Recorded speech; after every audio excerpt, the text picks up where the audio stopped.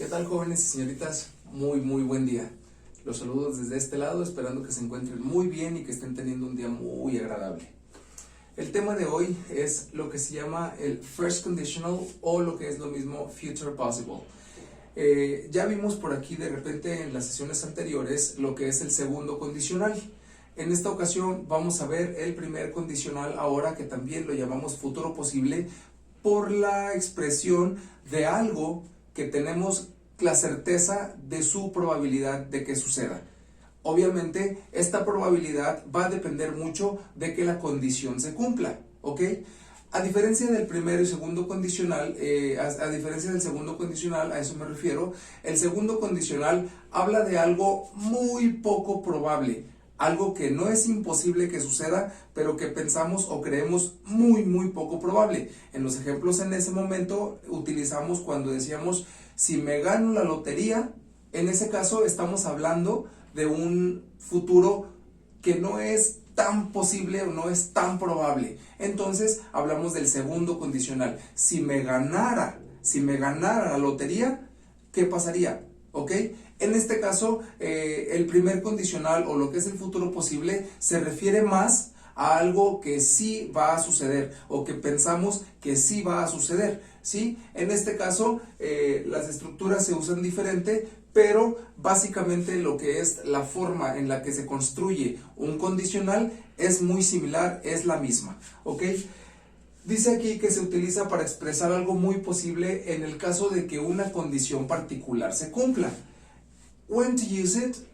To express something very possible in case that a particular condition occurs. Esto es, no voy a decir que algo es probable solamente porque sí, sino voy a poner también lo que es la condición. Y si esa condición se llega a cumplir, entonces sucedería lo que está puesto en lo que es la oración principal. Yo le llamo oración principal a lo que es la cláusula del resultado. Y la oración que se tiene que cumplir la condición en la cláusula de la condición, ¿ok? Estas dos partes son muy importantes, si no, no estaríamos hablando de un first conditional o de siquiera un conditional. En este caso, lo que estamos hablando y lo que estamos diciendo es que el resultado siempre va a depender de la condición. Pero aquí la diferencia con el segundo condicional es que lo que estamos diciendo es más probable que suceda. Por ejemplo, si yo digo, si me invitas a la fiesta, yo iría o yo iré, ¿ok? Si me invitas a la fiesta, yo iré. Es muy probable que me invites y es más probable, en el caso del resultado, es más probable que vaya si me invitas. Se cumple la primera condición y lo demás es muy probable que suceda, ¿ok? Es diferente a cuando expresamos algo hipotético, algo que pensamos que no va a suceder, es diferente. En este caso, casi siempre son cosas muy certeras, muy cercanas a que sí sucedan, muy probables. Por eso se le llama así, future possible, ¿ok? Ahora sí, les voy a explicar también aquí, como ya lo hice en el segundo condicional, que se componen de estas dos partes, que es la cláusula de la condición y la cláusula del resultado. Sí, ya lo habíamos mencionado, ya lo hemos manejado. Ahora déjenme recordarles que la cláusula de la condición se escribe primero y se separa con una coma de lo que es la cláusula del resultado. Pero no es meramente estricta esta estructura, porque se pueden utilizar en sentido contrario, a la inversa. Puedo utilizar primero la cláusula condicional y después la cláusula del resultado, o puedo utilizar primero la cláusula del resultado y después la cláusula condicional. En este caso, si estoy utilizando primero la cláusula condicional, la cláusula de la condición, tengo que utilizar la coma para separarlo. Al terminar la cláusula de la condición, pongo la coma y entonces la cláusula del resultado. Pero si lo uso en el modo inverso, no es necesario poner la coma. Voy con la cláusula del resultado y así como va, pongo lo que es la cláusula de la condición. ¿Ok?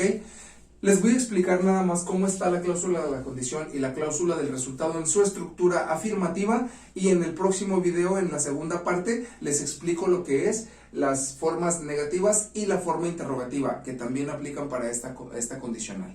¿Ok? Dice aquí que tengo la palabra if, cuando lo pongo entre comillas es porque esa palabra completa se tiene que pasar así en la estructura. En este caso tengo que la cláusula condicional empieza con la palabra if, que les recuerdo que if es la palabra en español sí, no este sí con acento como afirmando, sino cuando ponemos una condición. Si esto sucede o si esto pasara, sí, ese sí es esta palabra, if. If this happens, or if this comes true, o if es para esto. If, y luego es el subject, y luego el verbo. Aquí en esta parte el verbo se utiliza en su forma de presente simple. Eso significa que si está en el sujeto una persona a la que le corresponde el pronombre he, o she, o it, el presente simple llevará el verbo, el presente simple llevará el verbo con su terminación S, con su sonido S. ¿Por qué? Porque no es lo mismo decir I come que decir she come. Tendría que ser she comes. I come, she comes, he comes, it comes y todos los demás sin el sonido S. Eso es importante porque se tiene que respetar aquí. Si se refiere a he, a she o a it, se va a tener que utilizar el verbo en el presente simple con su respectivo sonido S. Luego viene el complemento, si lo necesita, y si es corto o largo, como sea, el complemento, y después del complemento lo que es la coma. Luego viene la cláusula del resultado después de la coma, donde utilizo el sujeto, y entonces ahora sí utilizo el will, que fue el que vimos en la sesión anterior, para convertirlo en futuro. Justamente el futuro posible. Luego, después del futuro, del auxiliar para convertir a futuro, utilizo lo que es el verbo principal, porque este es el verbo que le da sentido a toda la oración, a toda la condicional, pero se utiliza en su forma básica. Ya vimos por allí de repente lo que son los usos cuando queremos hacer expresiones en futuro, y son los mismos aquí. Al verbo principal no se le va a agregar ya la S, al will no se le va a agregar la S ni mucho menos, se utilizan de esta forma así puras, en su forma básica el verbo principal y entonces ya lo que sería su complemento. Si es largo, si es corto, si es pequeño, si es grande, como sea, es su complemento y si lo necesita. Si no, simplemente hasta la forma básica del verbo con el will para hacerlo a futuro. Eso significará que la cláusula de la condición está en presente simple y la cláusula del resultado está en futuro simple. Esas dos forman lo que es la primera condicional o the first conditional, ¿ok? La primera condicional. Dicho esto, voy a pasar a nada más decirlo en el ejemplo y termino para poder pasar a la parte 2, que es la explicación de todas las estructuras. If, sujeto sería Joe. El verbo en el presente simple sería sleeps, no sleep, sino sleeps. If Joy sleeps well, este sería todo el complemento y luego la coma. Y entonces otra vez he, me refiero a he, o sea a Joy. He will feel es en la forma básica, no se le agrega la S como fue en la primera parte porque aquí ya estoy hablando de futuro. Y entonces su complemento, que en este caso es much better.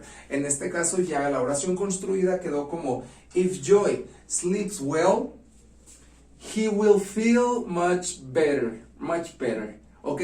Esa sería la condición y ese sería el resultado y así quedaría construido lo que es una oración en primer condicional if. ¿Ok? Ahora sí, los despido poquito para ir a la segunda parte y los veo ahorita en un rato. Nos vemos ahorita en un momento más.